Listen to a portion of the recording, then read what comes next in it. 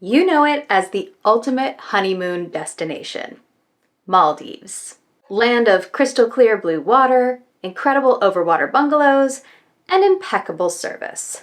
Possibly one of the most photogenic places on Earth. Photos of Maldives fill our social media feeds and make it one of the top bucket list destinations.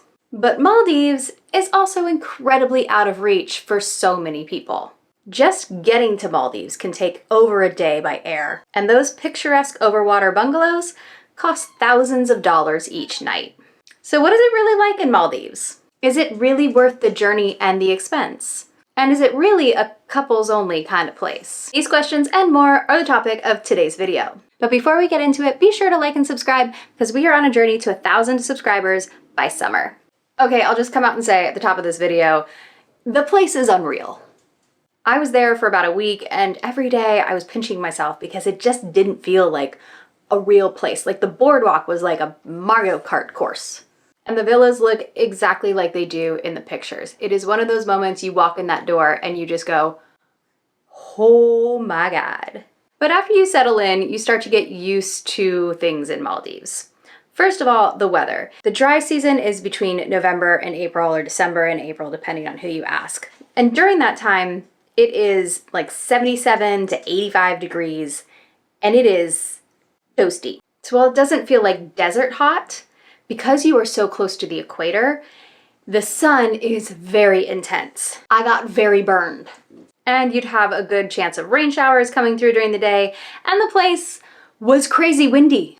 I was not prepared for that strong of a wind, and the sea currents were super strong.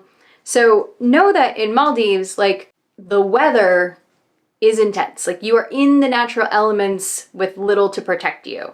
Getting to Maldives, not the easiest task. I ended up taking Qatar Airways, other people in our group took Emirates, so you can connect through the Middle East to get to Maldives.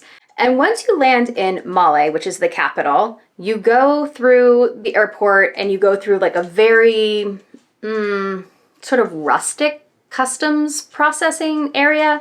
Going through customs was pretty easy, but the lines were very long because all the planes were arriving around the same time, so huge lines of tourists waiting to get through the visa process. That process, super simple. Handed over my passport, got it stamped, good to go.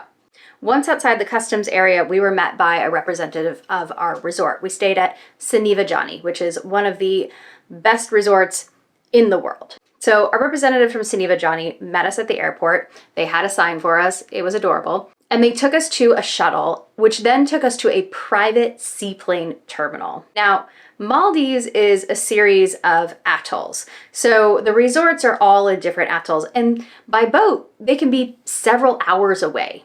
The quickest way to get there is by a seaplane. It's also the most expensive way to get there. Now, our seaplane ticket was included in our package price, but I was told that seaplane tickets can cost up to $2,000. Yeah, that's a lot. The private seaplane terminal was spectacular, quite honestly. It was really cool. The bigger resorts have their own suites within the terminal. So we were whisked up to the Soneva Jani suite where we waited for the rest of our party, and there was a shower if you wanted to shower and change. They had refreshments waiting, beverages. It was just such a lovely little way to kick off the trip. Once our plane was ready, we went back down to the seaplane area.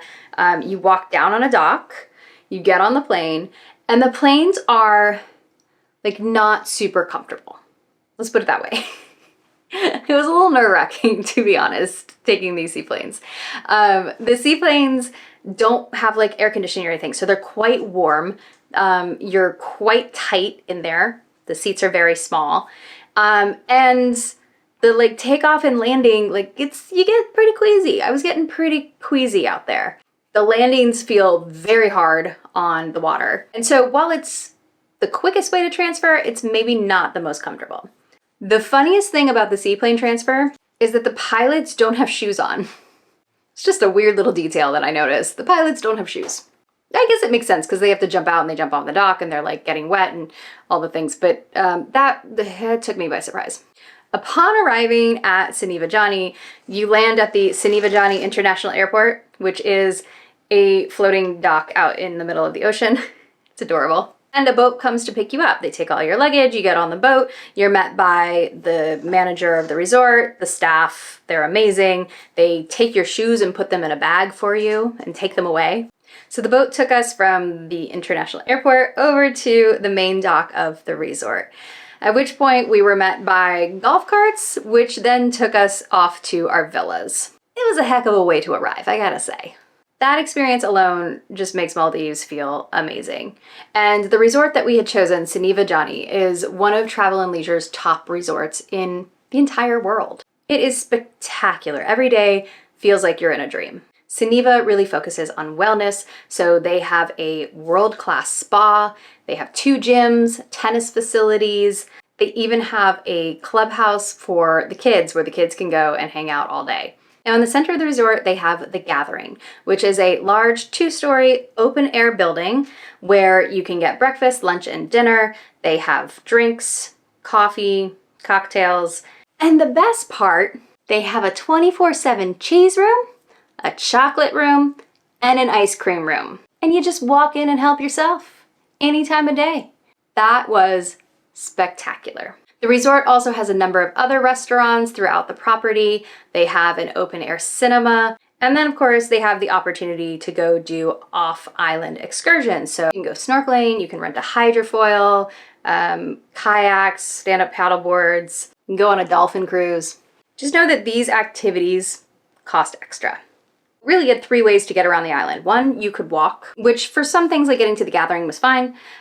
2, everybody got their own bicycle. Or 3, your barefoot guardian could come give you a ride in a golf cart, which was great for some of the super long places like the spa. The bicycle thing was pretty funny. They're like beach cruiser bicycles, so they're not super easy to like get around on. Like they're not crazy stable. And the boardwalks don't have any sort of like guardrail. So we lost a couple people over the boardwalk. Yeah, that happened. That happened. The coolest thing about Soneva Jani in Maldives is that they are all about relaxation. When you go there, you are on vacation, and they encourage you to be on vacation. So you have a barefoot butler who caters to any needs that you could need. You have an amazing staff who work in The Gathering, who learn who you are and what you like, and they take care of you quickly. And there's no like hustle and bustle, like they're not scheduling anything for you. If you want to do something, you let them know and they take care of it all behind the scenes. And there's very little that you have to worry about. So now you're thinking, all these things sound amazing, Annie. Why wouldn't I want to go to Maldives? Let's talk about some of the things that were not so great. A couple of interesting things about the overwater bungalows. They're really quite shallow. So there are sometimes a day, you see those slides that we had. There was sometimes a day where like you couldn't use the slide because the tide had gone out, so there wasn't enough water for you to land on and like you could injure yourself. That piece, not so great. I don't know why I didn't think of this, but the resort is so busy, right? And it's shallow, so there's not a ton of sea life directly around the bungalows. You would occasionally see sharks come up or a few sort of scattered fish. But to actually go snorkeling, you had to get on a boat and go out to one of the reefs that were like bordering the ocean. So that's where you would actually have to go to like do decent snorkeling or scuba diving. You couldn't just like jump off your dock and like see awesome things. Bad thing number 2, you are stuck on an island. So I hope you like the people you went there with, because you, my friend, are stuck on an island. And if something goes wrong, like they don't have other accommodations for you. One night we were driving in our golf cart down to dinner, and we saw a proposal set up on the beach. The next day we asked our server, hey, how did the proposal go? It didn't. Apparently the woman found out that the guy was gonna propose and she didn't show up. And all I could think was, where do you go? Like, you have to stay in that giant bungalow together? Like, one of you sleep in the living room and the other one's in the bedroom? Like, awkward. The third thing that's not so great about Maldives is, yeah, the price. Man, it is expensive.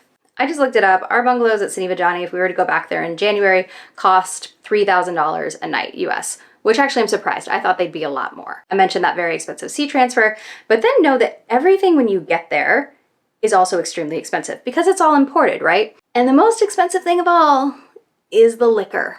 One glass of white wine costs $30.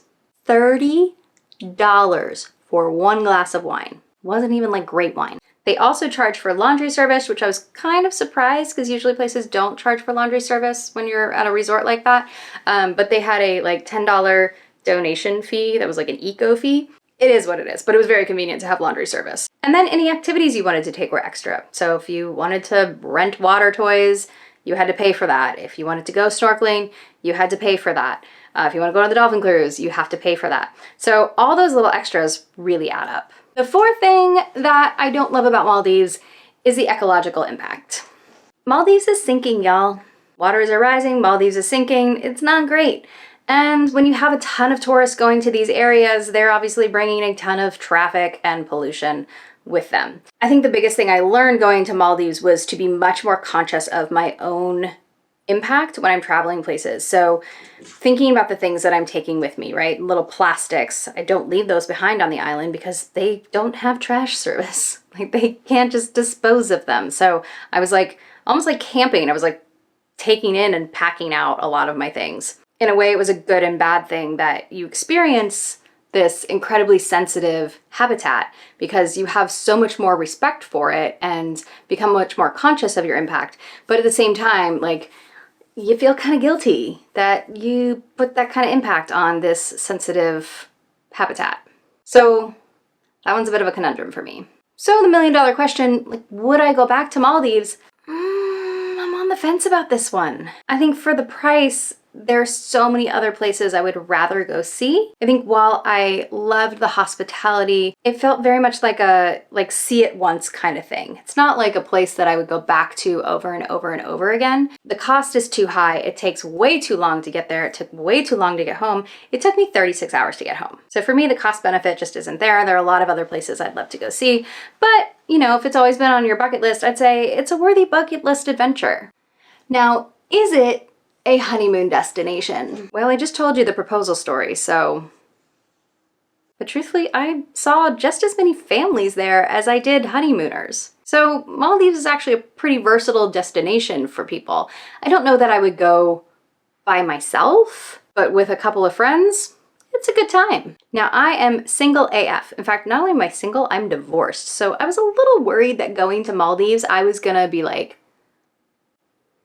banging my head against a wall. But I met up with an amazing crew from World Playground, so I was completely entertained the entire time. Not at all sad to be single. So that's my story about going to Maldives. I hope this video was helpful. If you have any questions, please leave them in the comments below. And until next time, go create a life you love.